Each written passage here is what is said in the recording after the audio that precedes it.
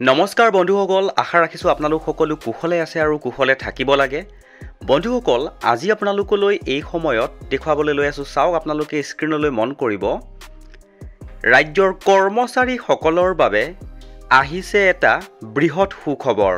বন্ধুসকল, এটা গুৰুত্বপূৰ্ণ ইনফৰমেশ্যনৰ বিষয়ে অৱগত হোৱাৰ লগে লগেই আপোনালোকক এটা ভিডিঅ'ৰ যোগেৰে জনাবলৈ যত্ন কৰিছোঁ আৰু আশা ৰাখিছোঁ আপোনালোকে ভিডিঅ'টোৰ সৈতে সহযোগিতা কৰিব। তে বন্ধুসকল, দেৰি নকৰাকৈ এই গুৰুত্বপূৰ্ণ ইনফৰমেশ্যনটোৰ পাছৰ চোৱা আপোনালোকৰ সন্মুখত আনিবলৈ যত্ন কৰিছোঁ। চাওক, কৰ্মচাৰীসকলৰ এটা দীৰ্ঘদিনীয়া দাবী পূৰণ হ'বলৈ আগবাঢ়িছে। বন্ধুসকল, এই সময়ত কৰ্মচাৰীসকলৰ বাবে এটা গুৰুত্বপূৰ্ণ ইনফৰমেশ্যন বুলি ক'ব পাৰি আৰু দেৰি নকৰাকৈ এই গুৰুত্বপূৰ্ণ ইনফৰমেশ্যনটোৰ পাছৰ অংশটো আনিবলৈ যত্ন কৰিছোঁ। চাওক, ৰাজ্যৰ বহু সংখ্যক কৰ্মচাৰীৰ OPSৰ বিষয়টো এধাপ আগুৱাই 21 জুলাইৰ ভিতৰত কৰ্মচাৰীসকলৰ কাগজ পাতি দিবলৈ নিৰ্দেশনা জাৰি।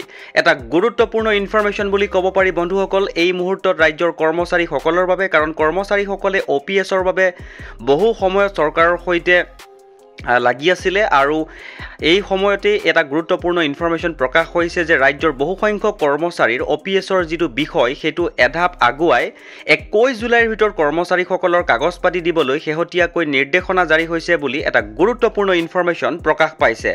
তে বন্ধুসকল, এই ইনফৰমেশ্যনটোৰ সম্পূৰ্ণ সবিশেষ আপোনালোকক খুব কম সময়ৰ ভিতৰতে জনাবলৈ যত্ন কৰিম আৰু এইখিনিতে আপোনালোকক এটা সৰুকৈ অনুৰোধ কৰিছোঁ, যদি আপুনি প্ৰথমবাৰৰ বাবে আমাৰ চেনেলৰ ভিডিঅ'সমূহ চাই আছে তেনেহ'লে অনুগ্ৰহ কৰি চেনেলটো ছাবস্ক্ৰাইব কৰি হাতত ৰাখিব, কিয়নো বহুতো গুৰুত্বপূৰ্ণ ইনফৰমেশ্যন আপোনালোকে পলকতে পাবলৈ সক্ষম হ'ব।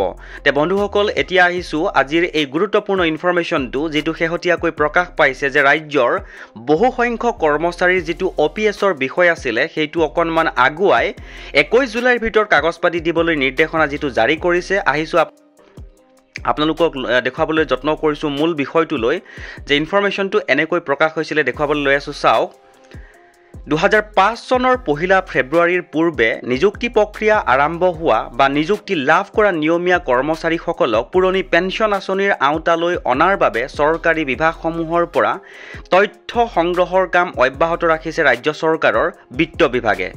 সেই মৰ্মে বিভাগসমূহলৈ দুবাৰকৈ নিৰ্দেশনা জাৰি কৰাৰ পাছতো একাংশ বিভাগে কৰ্মচাৰীসকলৰ তথ্য পাতি দাখিল নকৰাত বিত্ত বিভাগে পুনৰ এক নিৰ্দেশনা যোগে 21 জুলাই সময়সীমা ধাৰ্য কৰি দিছে। উল্লেখযোগ্য যে নতুন পেঞ্চন আঁচনিত অন্তৰ্ভুক্ত কৰ্মচাৰীসকলে নামমাত্ৰ পেঞ্চনৰ সুবিধা লাভ কৰাৰ পৰিপ্ৰেক্ষিতত পুৰণি পেঞ্চন আঁচনিৰ বাবে দাবী জনাই আহিছে।